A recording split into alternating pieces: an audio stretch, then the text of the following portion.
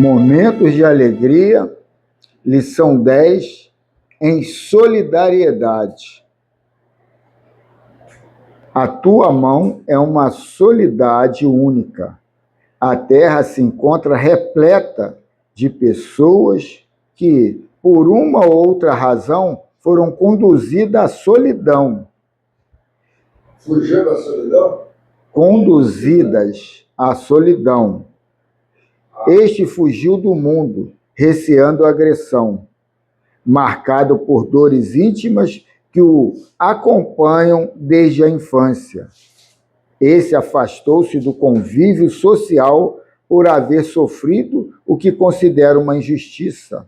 Aquele deixou-se cair na depressão e buscou o seu mundo íntimo, onde se refugia, carregando à porta a solidariedade. Este outro, temendo não ter forças para resistir ao contato com as pessoas, transferiu-se para as montanhas e praias da meditação, afastando-se de todos. Mas alguém, cansado da batalha diária, renunciou ao movimento geral e aquietou-se, quase se alienando. A tua solidariedade, porém, é feita de amargura, porque no meio dos indivíduos felizes e atraentes, ninguém tem tempo para ti, nem despertas a amizade ou o interesse de outrem.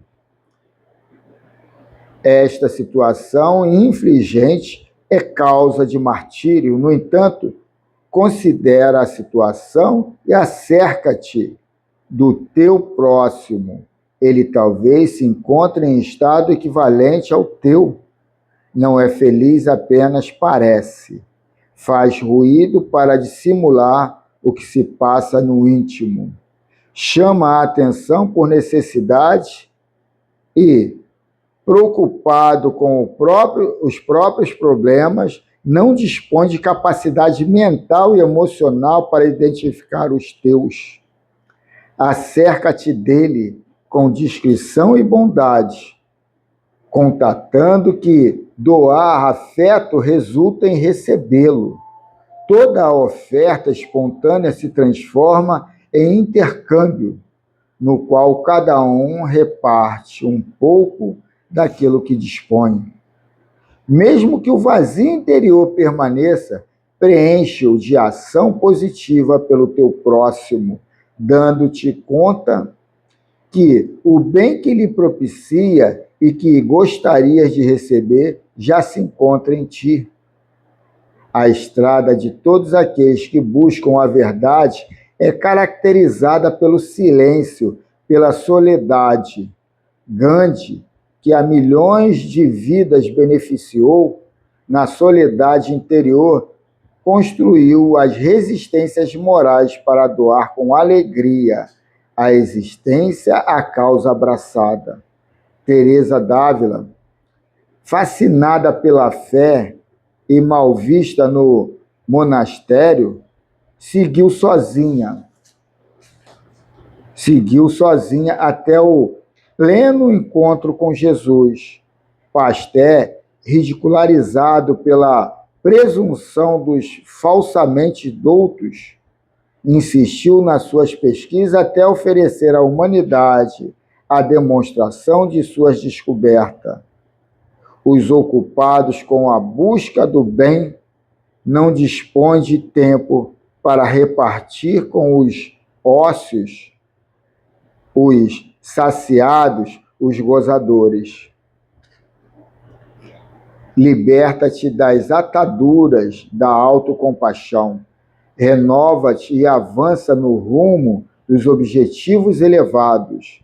Em soledade, talvez, porém, ao encontro de Jesus Cristo, que, da solidão da montanha onde se refugiava, após aurir forças com o Pai, descia a turbamulta para ajudá-la a que ascendesse, superando os obstáculos que criava, fruindo de liberdade que ele oferecia. E ela finaliza: em soledade, porém, com ele, alcançarás voo ao país da alegria, onde comungarás com todos aqueles que te precederam na conquista da luz. Assim seja. Me joelhei para fazer aquela prece sucinta e bonita que eles sabem fazer, bem inspirado. Meus irmãos, espíritos desencarnados, mas que já estão numa fase de elevação de categoria angelical. Nós viemos aqui fazer essa fusão, essa comunhão, nesse momento em que nós irradiamos as energias cósmicas, as energias positivas da parte divina.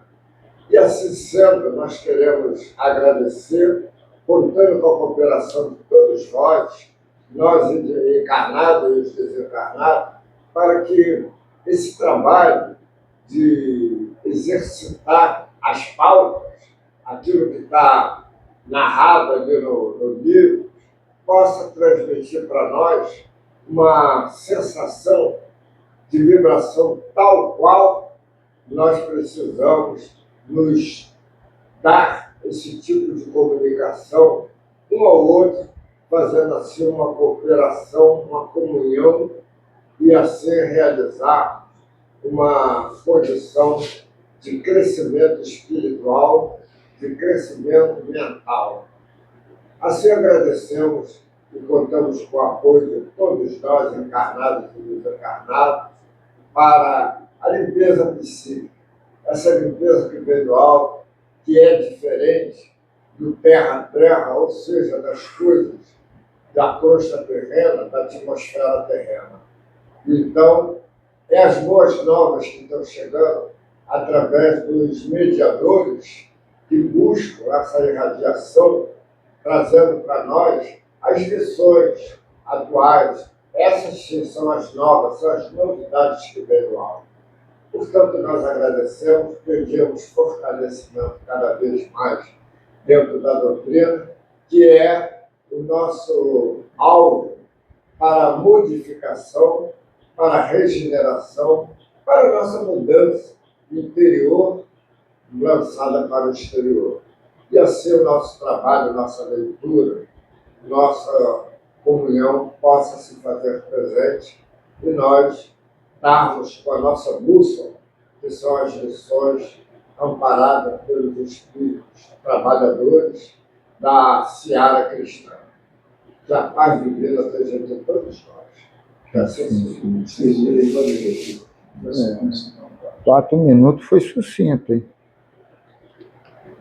Então, hoje eu trouxe o livro SOS Família, ditado pela Joana de Ângeles e outros espíritos, psicografado pelo Divaldo Franco. É alusiva à pergunta do Livro dos Espíritos de hoje, né? Deveres dos pais é o título. Por impositivo. Desejos de paz. Desejo dos pais. Desejos. Deveres, ele falou, deveres. Deveres dos pais. Por impositivo da sabedoria divina, no homem a infância demora maior período do que em outro animal qualquer. Isto porque, enquanto o espírito assume pouco e pouco o controle da organização fisiológica de que se serve para o progresso evolutivo, mais fácil se fazem as possibilidades para a fixação da aprendizagem e a aquisição dos hábitos que o nortearão por toda a existência planetária. Como decorrência, grande tarefa se reserva aos pais no que tange aos valores da educação, deveres que não podem ser postergados sob pena de lamentáveis consequências. Os filhos, esse patrimônio superior que a divindade concede por empréstimo, através dos liames que a consanguinidade enseja facultam o reajustamento emocional de espíritos antipáticos entre si, a sublimação de afeições entre os que já se amam, o caldeamento de experiências e o delinear de programas de difícil estruturação evolutiva, pelo que merecem todo um investimento de amor, de vigilância e de sacrifício por parte dos genitores. A união conjugal propiciatória da prole, edificada em requisitos legais e morais, constitui motivo relevante que não deve ser confundida com as experiências do prazer, que se podem abandonar em fase de qualquer conjuntura que exige reflexão, entendimento e renúncia de alguém ou de ambos nubentes. Os deveres dos pais em relação aos filhos estão escritos na consciência. Evidentemente, as técnicas psicológicas e a metodologia da educação tornam-se fatores nobres para o êxito desse cometimento. Entretanto, o amor, que tem escasseado nos processos modernos da educação com lamentáveis resultados, possui os elementos essenciais para o feliz desiderato.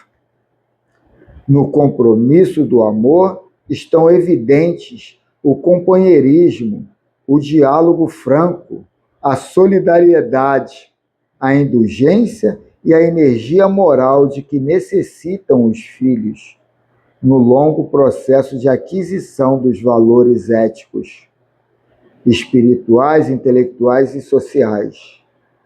No lar, em consequência, prossegue sendo na atualidade de fundamental importância no complexo mecanismo da educação. Nesse sentido, é de essencial relevância a lição dos exemplos, a par da assistência constante de que necessitam os caracteres em formação. A argila plástica que deve ser bem modelada. No capítulo da liberdade, esse fator basilar nunca deixa esquecido o dever da responsabilidade, liberdade de ação e responsabilidade dos atos, ajudando no discernimento, desde cedo, entre o que se deve, convém e se pode realizar.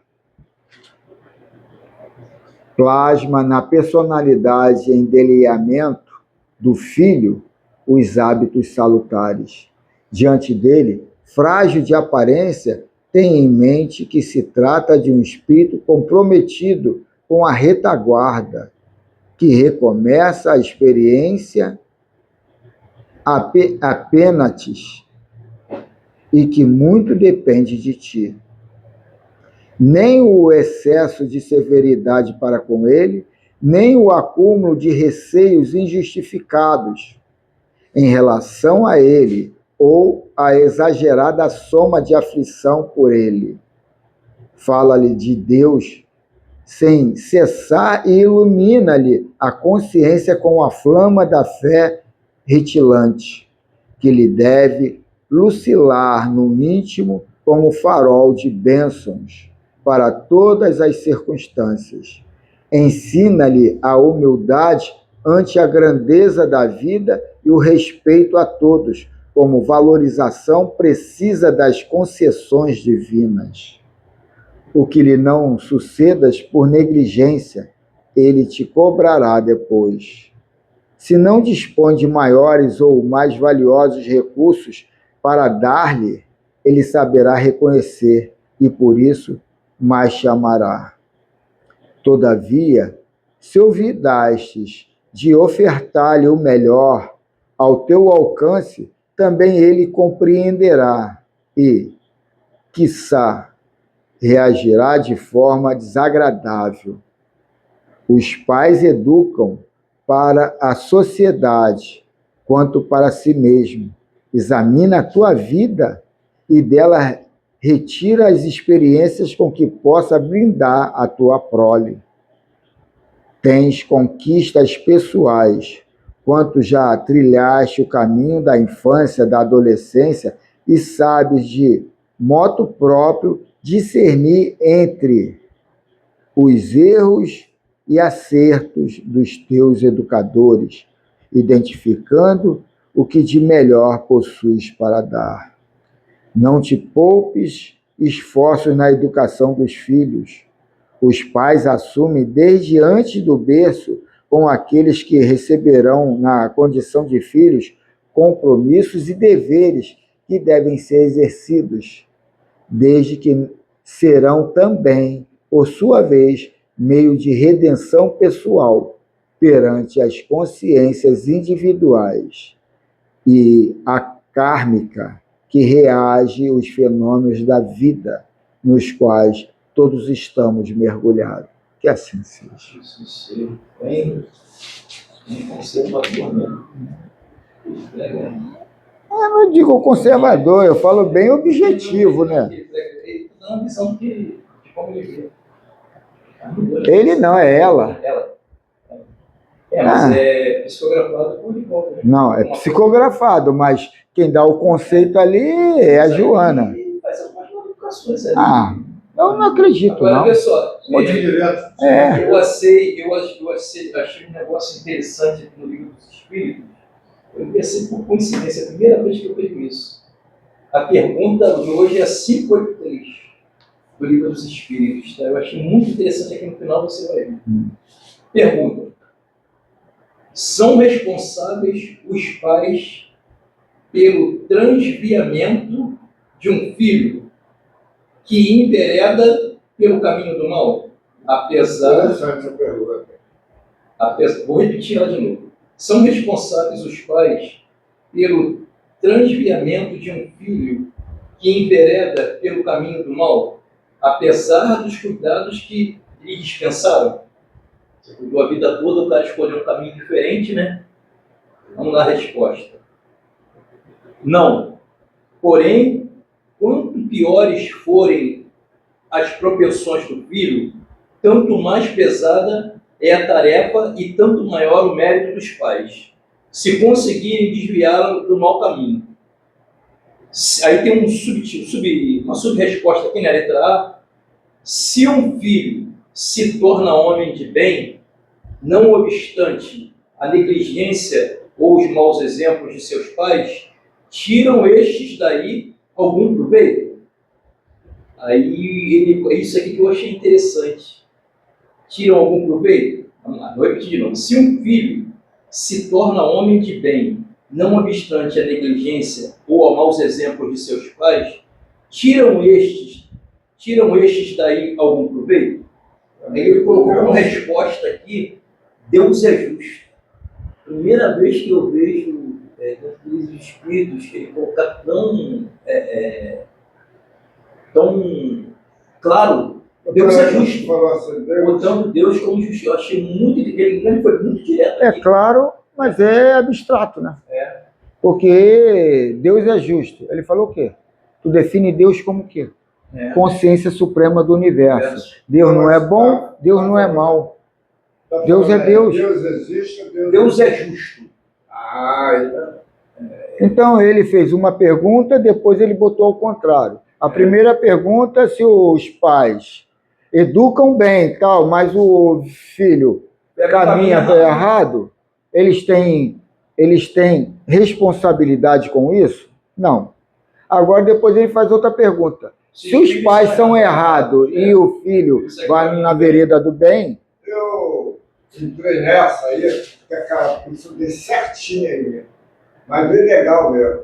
Mas só que, no fundo, eu batalhei muito, mas batalhei muito mesmo, para tirar o meu filho do eu. Então eu fiquei estudando em mim o que eu fiz para que o garoto não quisesse seguir o costume familiar. Porque as meninas, poxa, tudo se dando bem e tudo, mas o garoto não quis, depois se meteu lá com vagabundo, e aquilo ali vem trazer para ele o desencarne. E eu me lembro que o meu filho ainda chegou para mim e disse assim: pai, você para mim não é um pai, é um professor. Então tu vai me dizer o seguinte: eu passo desse ano, eu falei, meu querido, estou te falando do fundo do coração do pai para filho, você passa desse ano, passa do outro, você vai no tempo certo. Mas você tem que ter força de vontade de sair desse abismo que você quis entrar. Mas, pai, eu já pedi a Deus, eu falei, mas você pediu a Deus, mas você obedeceu os trabalhos. Eu não vou à igreja nem nada, você sabe disso, mas eu sou católico. Eu falei, e o teu pai? Seu espírito. Eu falei, qual é o teu segmento? O que tu sabe de espiritismo? Pai, eu vou ver como é que fica. Aí começava a chorar, botava a cabeça no meu ombro e dizia, pai, o que puder fazer vai ser feito. Eu vou mudar, vou dar gosto à família. Eu falei, não, eu queria que tu desse gosto a você.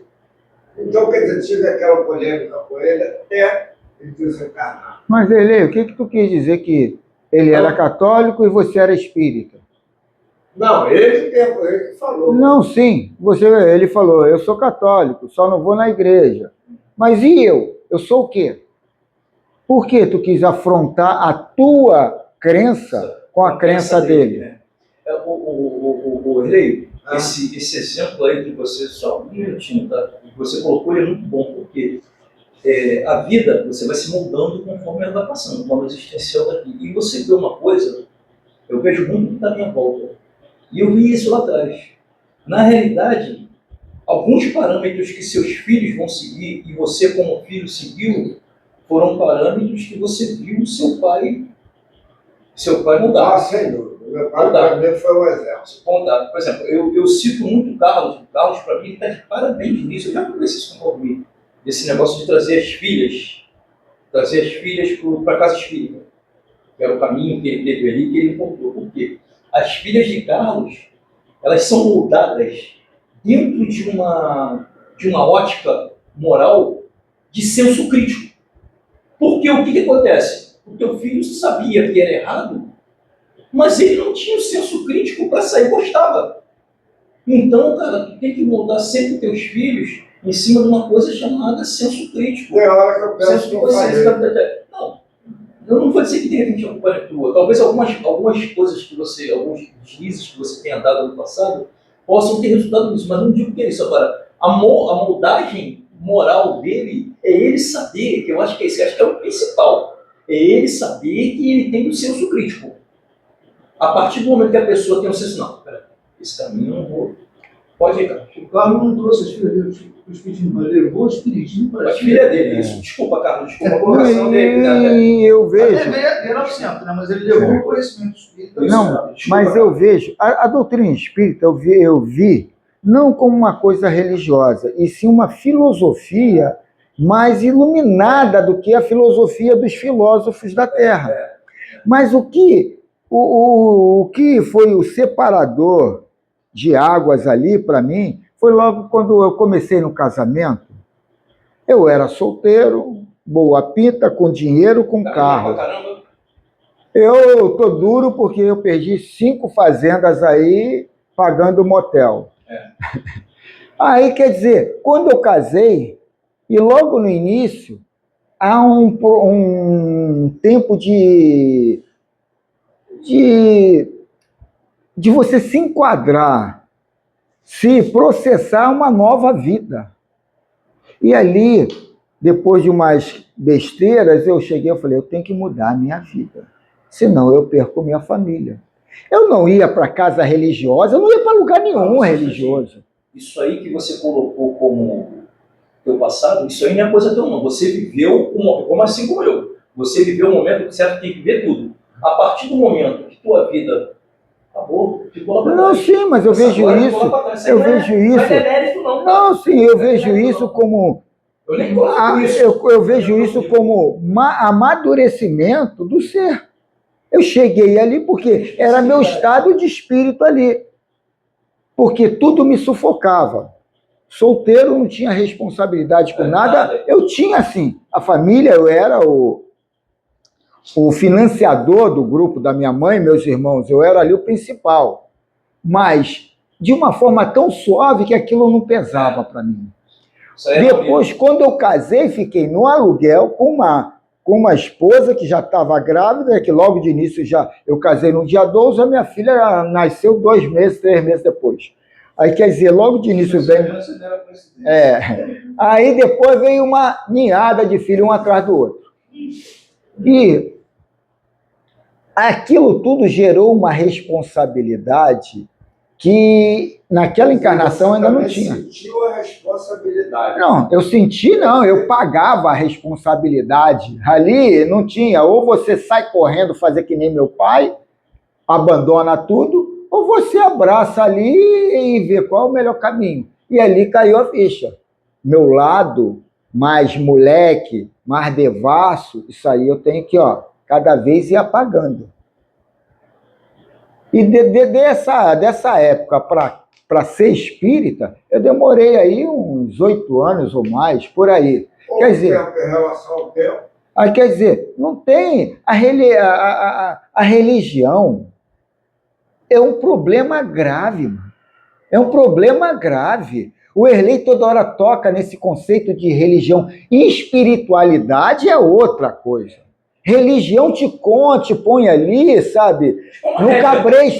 No cabresto. Você está preso a crenças limitantes.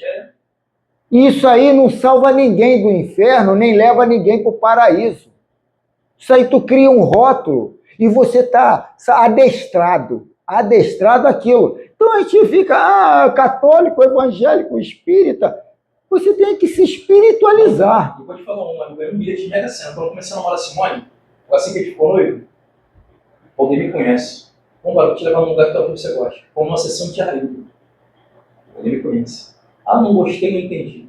Tá bom, vamos ficar na igreja. Se eu tivesse força e tivesse insistido ali, tá entendendo? Não, vamos ficar aqui. A gente vai ter entendimento aqui. Mas a gente preferiu o mais fácil. Ir para a missa ao domingo, participar da missa do domingo de Ramos, era o que era mais conveniente para a gente. Do que ir no centro à tarde. Para vocês e para a sociedade. Se eu tivesse, em 96, seguido esse caminho, o que eu seria hoje, Janaílda? Pô, tu não conheceu, cara. É uma família fantástica. O centro espírita era bem organizado e priorizado o estudo, né? Muito estudo, era uma época de estudo onde quase você não via isso na casa espírita. Se eu tivesse, eu estava numa evolução lá no alto. Minha mulher e meu sogro também correram um pouco. Mas eu acho que entrei no momento certo. Eu estou atrasado. Carlos, eu tive tudo para estar aqui. Valdemir, Cláudio, todo mundo da minha família, toda Mercedes, tudo isso eu tive tudo para estar aqui dentro. Por uma questão de comunidade, de comodidade, eu não vim. Não, eu vou te dizer que tu não compreendeu. O tempo certo. Talvez o tempo certo. Você não compreendeu. A primeira vez que eu ouvi falar em espiritismo foi um primo meu, que ele era... Não, ele não sabia a religião, e disseram que ele era espírita.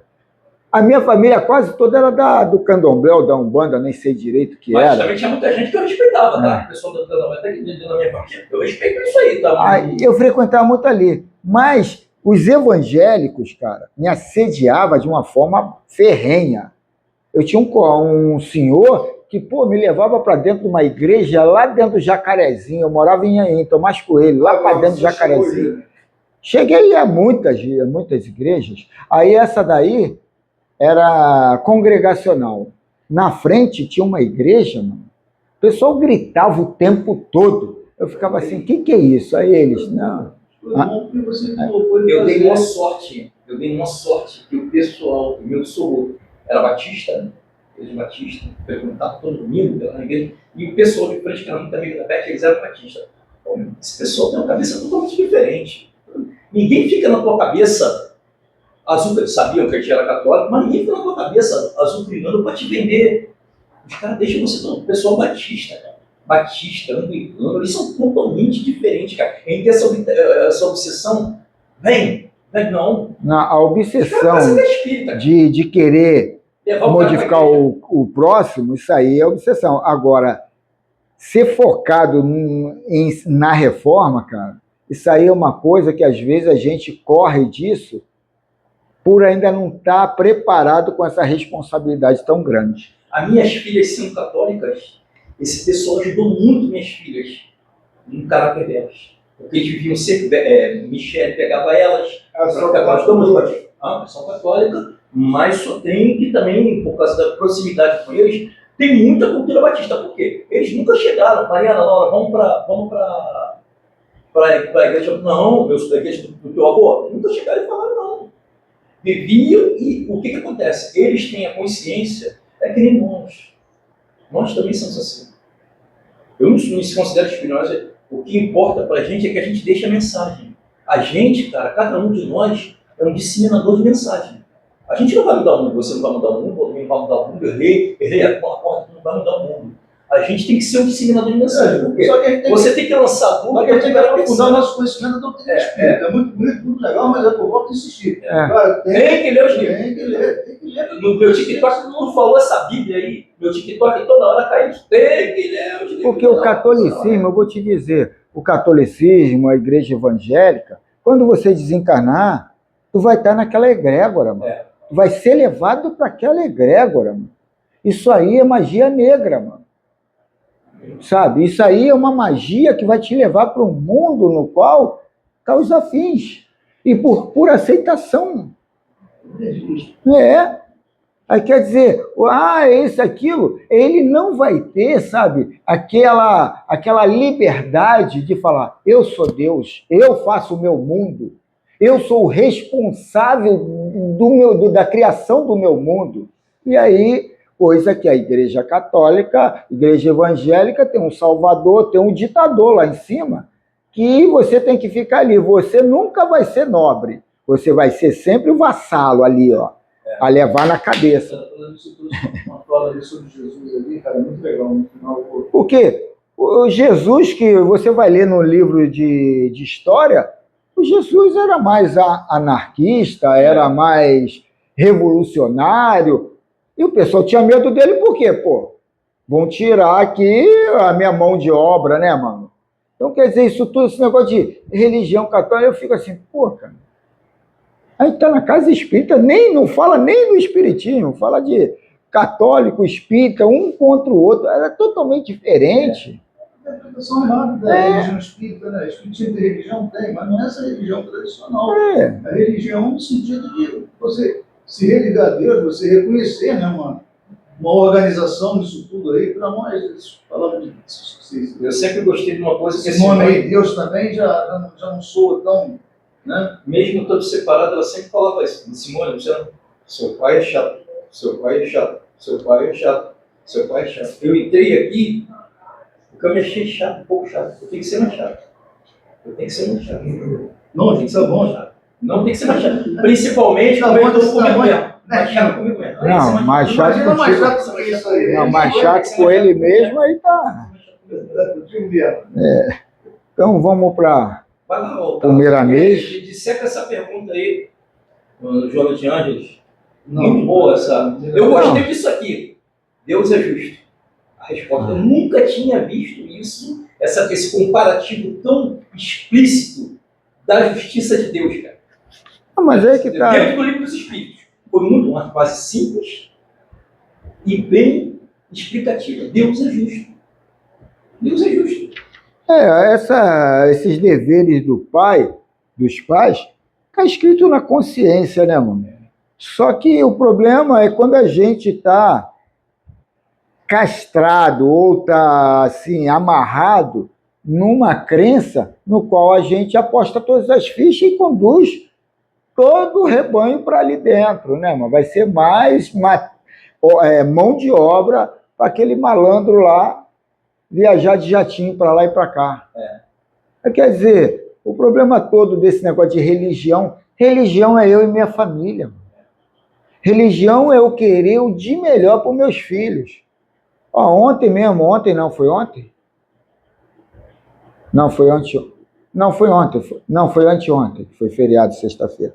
Fui para o clube, aconteceu uma coisa comigo lá desagradável, que eu contei ontem no estudo aqui, mas eu fiquei ali pensando, assédio de homossexual ainda é uma coisa. Agora, assédio de hétero.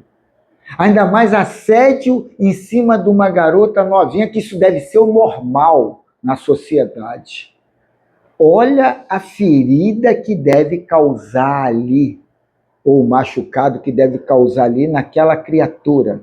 Novinha, sem bases ainda para se autoimpor e fragilizada por um assédio de um velho, de um nojento que fala coisas sem, sabe, sem medir. Aí tu fica assim, pô, o conceito ou o pensamento de uma mulher deve ser muito diferente de um homem, porque o que a mulher sofre em cima de assédio durante a vida toda deve ser absurdamente violenta, né, mano? Eu, conversando com a minha esposa hoje, ela falou, deu o exemplo até da nossa vizinha lá, que eu já até depois de um assédio do namorado ou marido da mulher, ela virou homossexual. E a pior situação que tem é trabalho. Quando você mistura trabalho e poder, de chefe, gerente, para assediar teus subordinados. Aí está o grau de prostituição de cada um, né, mano? Aí também tem teu dinheiro, o dinheiro que tu ganha vale mais do que a tua ética, a tua moral, ali é uma prova também, né, mano? Aí, agora, uma criança jovem, ainda sem estrutura psicológica, que nem uma vez eu andando de carro com o vendedor, passou uma garotinha, o vendedor velho, barrigudo, uma barba por fazer, ô, gostosa. Se não falou gostosa, falou alguma coisa assim. Aí eu falei, como é que era o nome dele? Esqueci o nome dele. Ô, fulano, se tu não tem respeito pela garota, tenha respeito por mim. Eu sinto vergonha em ver você falar isso pra garota. E é tudo isso, é tudo aquilo. Não sei se ela é ou não é, mano. Alegria do Júnior, eu lembrei agora de quem, mano? Tô passando e vejo aquelas duas novinhas, vou lá desenrolar com ela. Bolsonaro, vamos lá, uma vez aí. Não teve uma ocasião que ele falou isso? Pintou o clima. Discurso, pintou o clima. Vamos lá para o primeiro mês aí, ver o que ele fala a respeito do. É um grosseiro que fala muitas verdades. A defesa do cara. Vamos embora.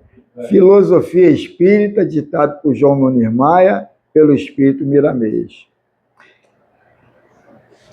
Pais e Filhos é o título alusivo à questão 583 do Livro dos Espíritos, capítulo 22. Então vamos essa dissertação aqui do Miramês. Se os pais cumpriram seus deveres ante seus filhos, procurando todos os meios para educá-los e instruí-los, e esses continuaram negligentes, dada a falta de amadurecimento espiritual, não há razão que possa condenar esses pais. Deus sabe premiá-los pelos seus esforços, mediante seus trabalhos para elevarem seus filhos.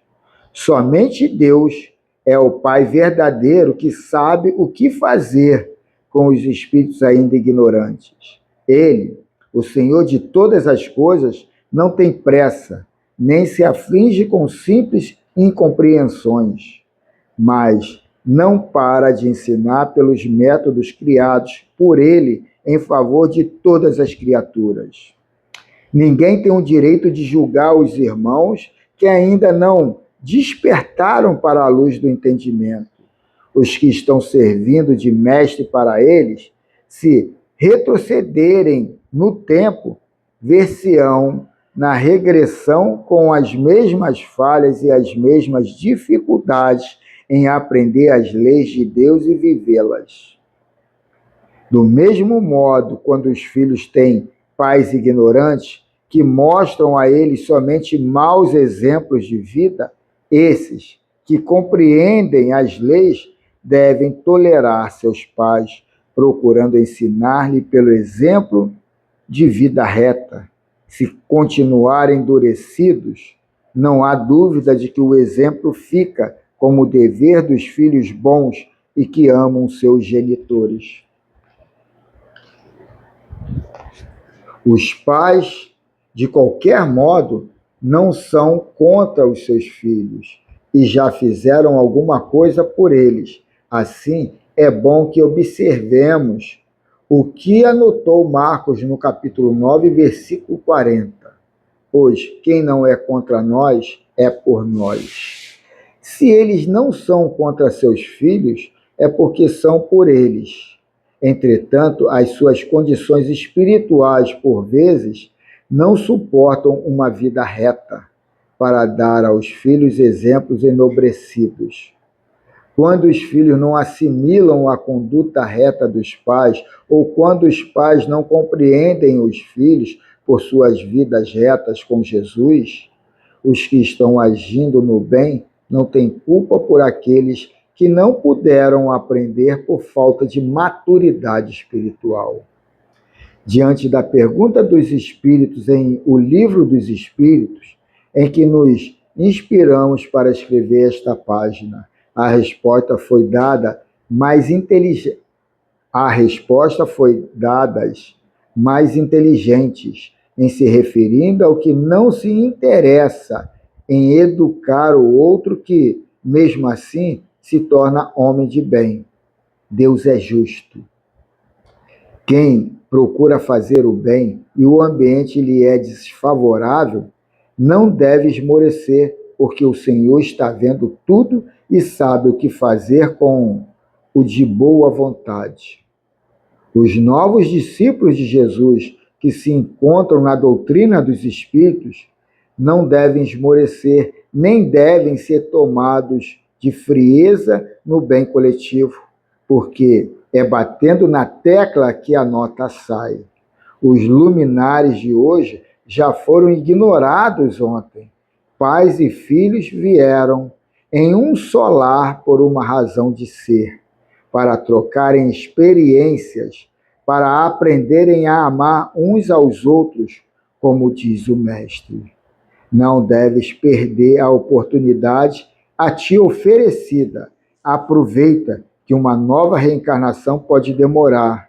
O tempo passa e poderás ficar esperando outra oportunidade que pode demorar muitos anos, às vezes séculos. E ele finaliza: os pais devem observar seus filhos desde pequenos, suas tendências e pesares, a corrigi-lo com amor, que serão compensados pela paz de consciência quando eles forem adultos. Que Deus abençoe pais e filhos, ajudando-os a reconhecerem seus deveres ante Deus e a sociedade. Sim, que assim seja. Pois, peraí, esse pedaço aí que você leu aí, aproveita, olha só o aviso de alerta. Aproveita que uma reencarnação pode demorar muitos anos. E o conceito pode desvirtuar, né? Aproveita que uma reencarnação pode demorar. O que acontece, cara? Eu, Inês e seus irmãos, nós vivemos uma época em que o homem era da rua e a mulher era do lar. Se tu era homem, tu tinha que aprender o da rua. Nós vivemos o auge da boemia. Foi um momento assim, muito rico em música, em esporte, essas coisas todas. E o foco da gente era aquilo ali. Entendeu? Era ser pegador, era jogar um bom futebol. E a gente não tinha não tivemos essa orientação, nós não tivemos essa orientação. Por quê? Você tinha uma igreja evangélica que era para poucos e tinha um centro espírita que era para poucos. A maioria de nós éramos católicos. A gente assistia uma missa em latim. Não entendia nada que o padre falava. O padre de costa falava. E de costa para você. Então, foi um período assim, cara, que tu tinha que ser malandro. Aprendia malandragem. Não a malandragem de roubar, de matar, de assassinar, mas de ser pegador, de, sabe? Pô, o teu pai queria o quê? Que você tivesse 4, 5 namorados. Então, esse foi tipo uma outra época, tá? Então, à medida que o centro espírita abriu, a igreja evangélica abriu, houve uma, não sei se moralmente era o objetivo, entendeu? Mas que houve, essa abertura houve, né? Tanto é que nós estamos aqui, nós três aqui. E você acordou, despertou no início do teu casamento. Lá em casa, quem educou minhas filhas foi minha mulher.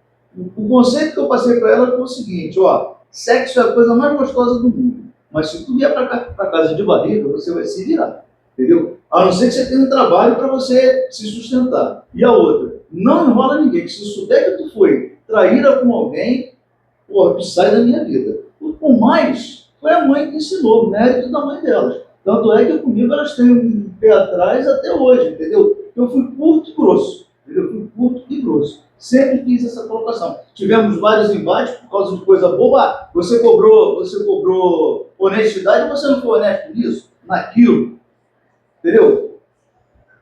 Então a gente viveu uma época muito diferente. Houve uma evolução muito grande. Hoje está se tendo a oportunidade de você sentar com o teu filho, discutir, igual você fez com as tuas filhas.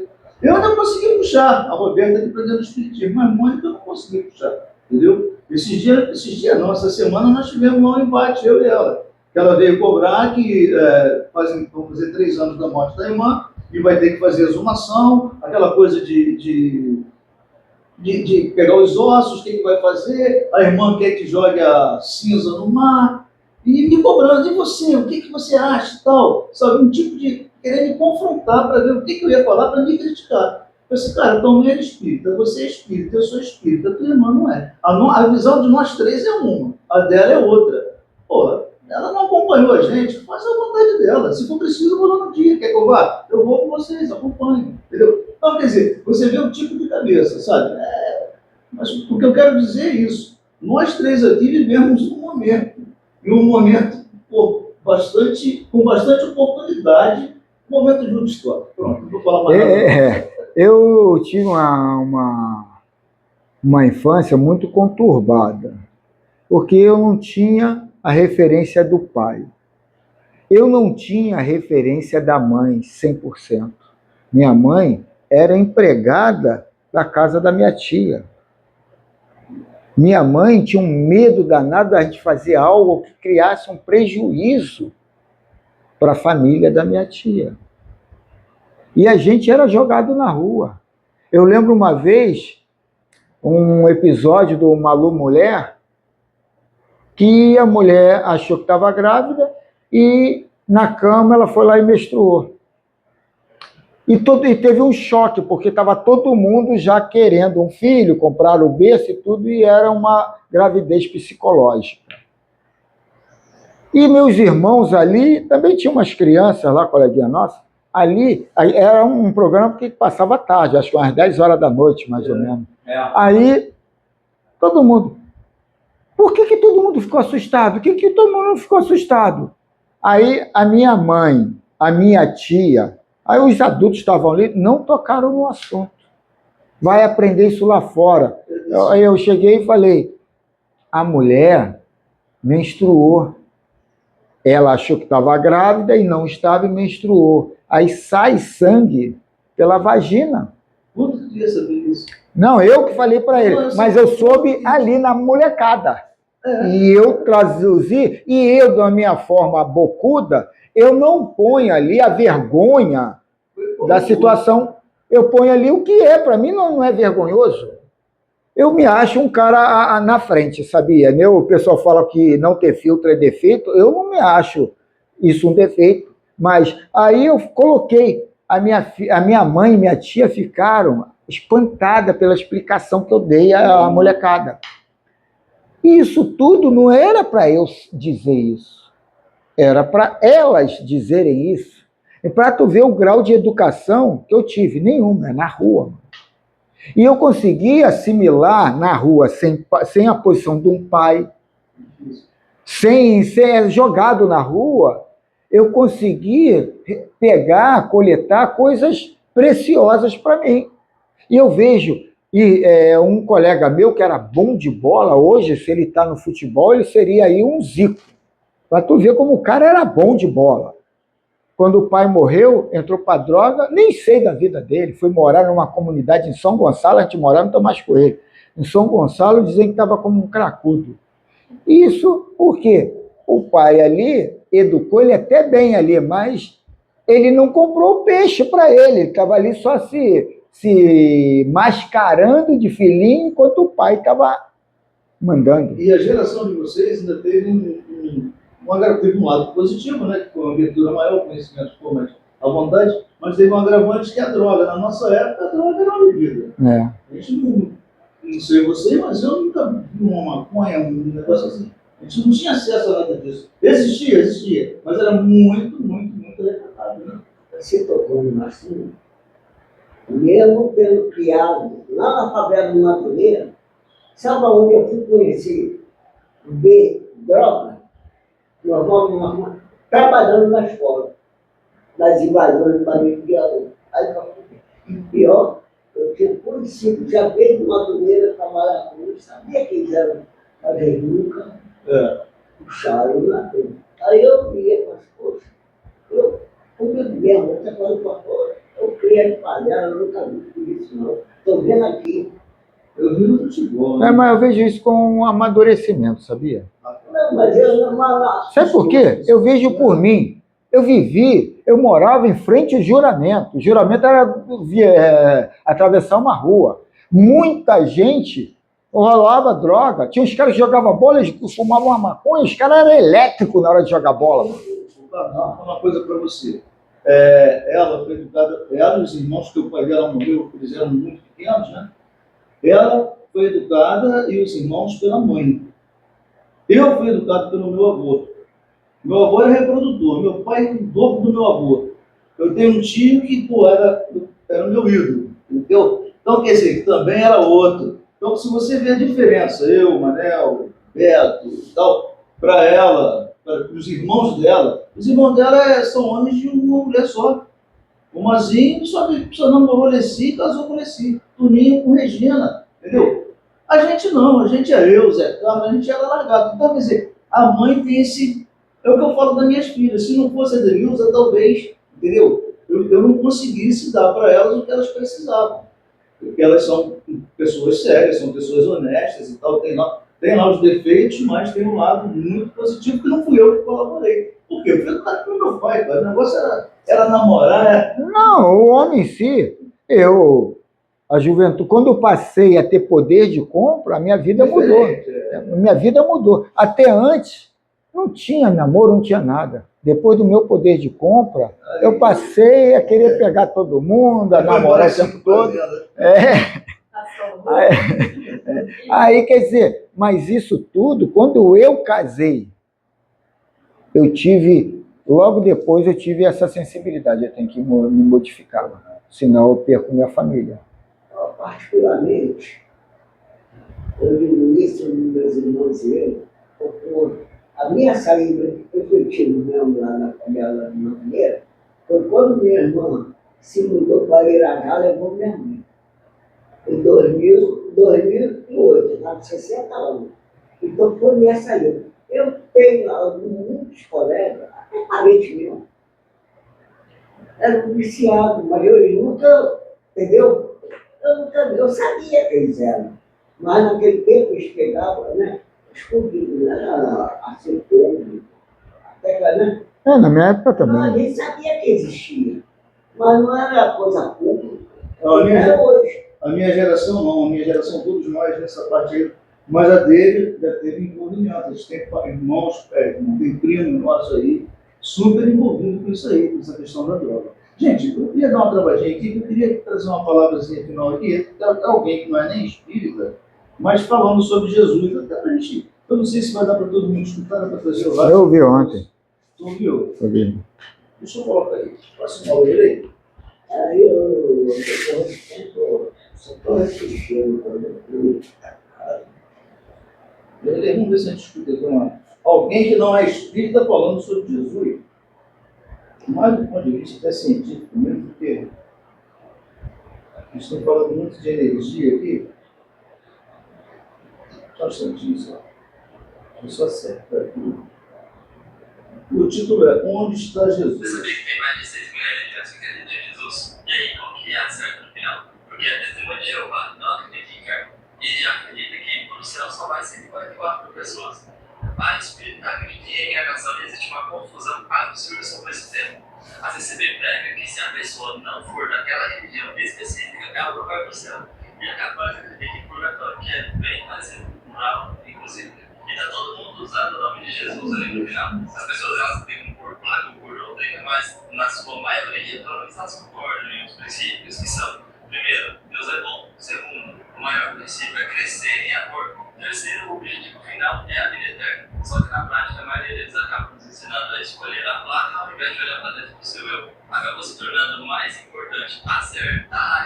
certo do que acertar o amor. Acabaram tendo Jesus de vitrine, colocaram Jesus em um quadro e os outros colocaram no pai da mulher que custa milhões de reais. E estão chamando os membros de vídeos, fazendo cálculo de rolas e previsibilidade de ROI em cima das pessoas. Estão brincando com a alma das pessoas. E se esqueceram de viver Jesus e ser Jesus. Porque acreditar em Jesus, até os demônios na própria Bíblia acreditam. E acredita mais que muita gente, inclusive. O ponto não é só acreditar em Jesus. O ponto é quem é que está se tornando igual a ele. Quem está sendo amor como ele foi. Quem está acessando o reino por dentro como ele ensinou. Quem está abandonando o medo, a culpa e a condenação. No final das contas, talvez a pergunta não seja qual religião Jesus defende que está certo. Talvez a pergunta mais honesta deva ser como eu posso me tornar mais parecido com ele. Como eu, no meu ser, posso ser mais igual a Cristo. E em meio a tanto caos e confusão, como eu posso ser luz. Como você pôs aí, eu já vi várias mensagens no Instagram, né? Eu também já recebi, antes do Valdemir começar a postar lá, eu já... Quando você começa a procurar coisas sobre frequência, energia, aí vem todo... Eu acho interessante porque o viés dele é o viés científico. É. Isso aí ajuda muito, porque você chega a conclusões que não tem como fugir, é a realidade, do ponto de vista de onde nós estamos hoje. Do lado de lá é outra história, né? A gente não sabe como é que funciona a coisa. E o interessante, quando tu colocou, eu falei que já ouvi, essa daí não, foi aquela da quarta geração dos pais e tal. Isso tudo é muito interessante porque até os espiritualistas, os ascensionados, eles incentivam a você fazer limpeza do DNA, fazer limpeza do chakra. Eu comprei um livro de ativação quântica das células. E um livro é igual um livro de jardim de infância, sabe? Vem os desenhos, fazendo o que tu tem que fazer. Ali é um livro até infantilzinho, mas que é para você tirar, sabe, essas lembranças que estão nas tuas células até espirituais.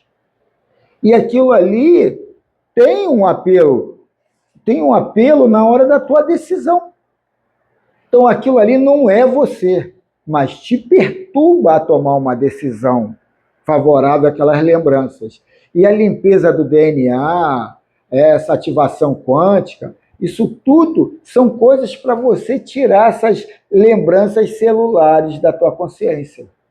Quer dizer, é uma coisa que a Bíblia fala de forma mística, né? Acho que é exatamente isso. Hoje você já consegue traduzir isso aí com outro entendimento, né? Uma outra visão, né? Mas por que eu estou lá na igreja, estou lá no centro, mas passa uma garotinha gostosona, já vou logo no automático. Aí tu vê que aquilo ali está encruado em você em cima de muita massificação sexual. Não é nem do homem ou do feminino, do masculino ou do feminino. É da sexualidade. E isso aí é normal, você veio, tu tá na transição do animal para o hominal. De geração para geração. Eu acabei de citar o caso de nós três aqui, né?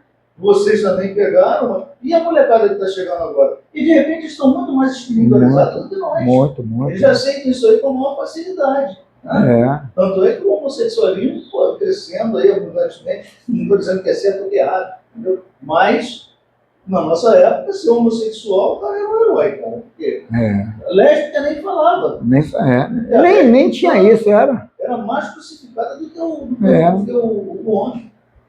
E em outras circunstâncias também. Gente, é isso aí. Galera, 9h59, a gente vai agradecer a Deus por esse momento de estudo, né, da doutrina. Hoje foi bastante leve, né? Os temas também foram curtos, né, e diretos. Dia 24 tem o aniversário aí do nosso grupo. Eu estava lembrando aqui que, assim que a gente iniciou, a gente recebeu uns cadernos para trabalhar na evangelização infantil. Eram 2 tabletões enormes. Para tu traduzir aquilo ali era complicadíssimo.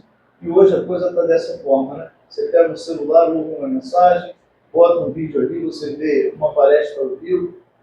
Então a gente está evoluindo, sim, está crescendo, e esse grupo aqui é abençoado nesse sentido, né? Porque é uma porta aberta para a espiritualidade, está nos atualizando, né? Então, a gente é muito grato aos espíritos que dirigem esse grupo aqui, muito grato aos encarnados que fazem parte, porque a questão da energia, a questão da atração, estamos recebendo porque fazemos por onde merecemos, né? A gente gosta de estar sempre revisando os nossos conceitos, né? Os nossos sentimentos, que vão chegar pensamentos ruins, sentimentos ruins, aqueles momentos, né, que a gente quase chega à depressão, mas a gente cai na realidade de imediato. Então, graças a esse suporte que a gente tem aos sábados e domingos, todos os dias, a gente está sendo amparado em termos de conhecimento do material para o estudo. O fazer depende de nós. Assim Vivemos seja. uma semana tranquila, que a gente consiga, né, fazer também essa semana ser tranquila, e que o bem vai acontecer em nossas vidas, e ter certeza disso sempre, sempre.